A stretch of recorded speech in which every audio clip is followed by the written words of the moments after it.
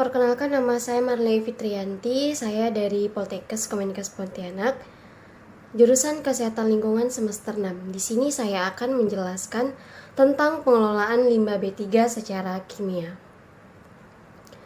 Pengelolaan limbah B3 merupakan salah satu rangkaian kegiatan yang mencakup penyimpanan, pengumpulan, pemanfaatan, pengangkutan, dan pengelolaan limbah B3 termasuk penimbunan hasil pengelolaan tersebut.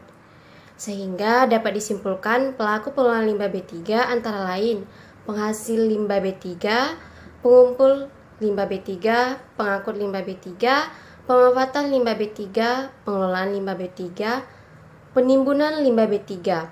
Mayoritas pabrik tidak menyadari bahwa limbah yang dihasilkan termasuk dalam kategori limbah B3, sehingga limbah dibuang begitu saja ke sistem perairan tanpa adanya proses pengolahan. Pada dasarnya, prinsip pengelolaan limbah adalah upaya untuk memisahkan zat pencemar dari cairan atau padatan. Walaupun volumenya kecil, konsentrasi zat pencemar yang telah dipisahkan itu sangat tinggi.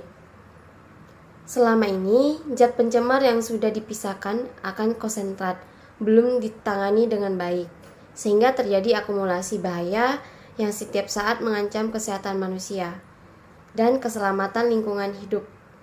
Untuk itu, limbah B3 perlu dikelola antara lain melalui pengelolaan limbah B3.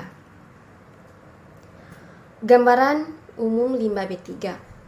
Upaya pengelolaan limbah B3 dapat dilakukan melalui tahapan sebagai berikut. Reduksi limbah dengan mengoptimalkan penyimpanan bahan baku dalam proses kegiatan atau housekeeping, substansi bahan, modifikasi proses, maupun upaya reduksi lainnya.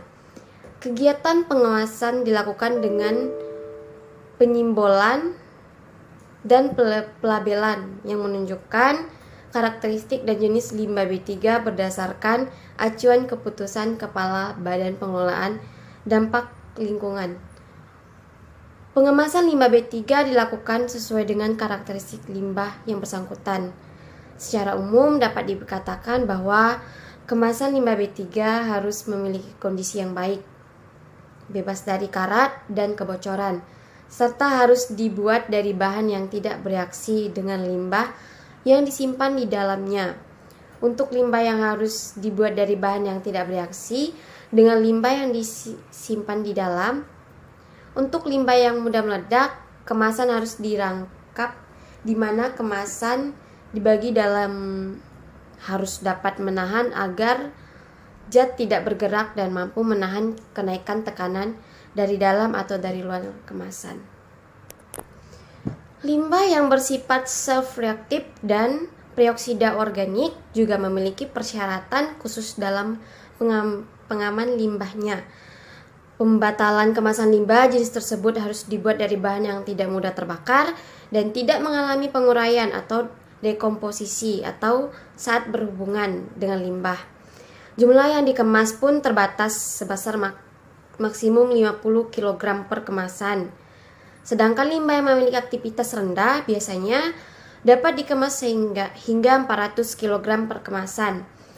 Limbah B3 yang diproduksi dari sebuah unit produksi dalam sebuah pabrik harus disimpan dengan perlakuan khusus sebelum akhirnya diolah di unit pengelolaan limbah. Penyimpanan harus dilakukan dengan sistem blok dan tiap blok terdiri atas 2x2 kemasan. Limbah-limbah harus diletakkan dan harus dihindari adanya kontak antara limbah yang tidak kompatibel.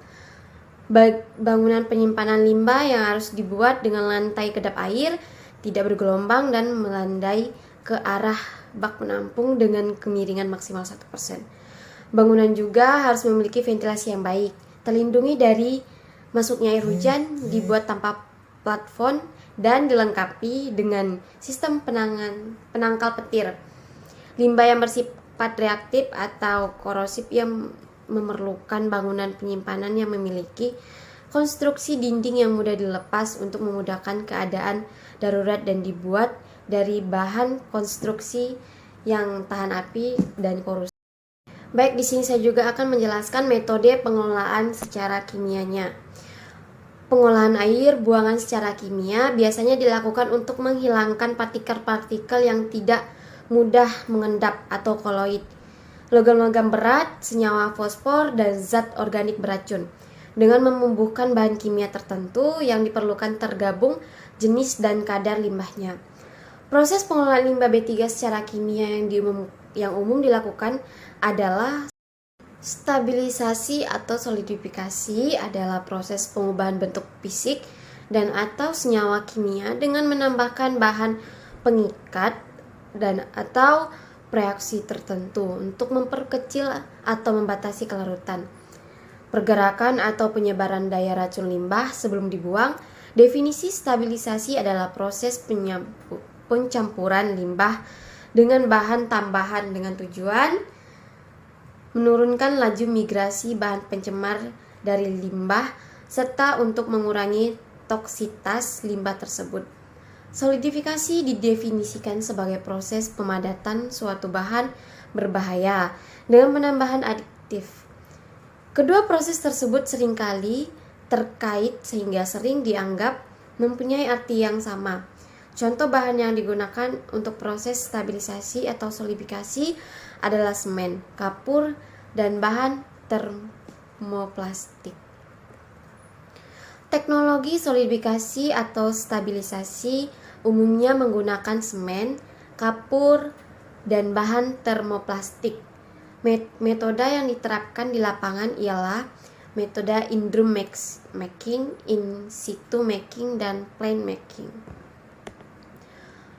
Presipitas adalah pengurangan bahan-bahan terlarut dengan cara menambahkan senyawa kimia tertentu yang larut dan dapat menyebabkan terbentuknya padatan.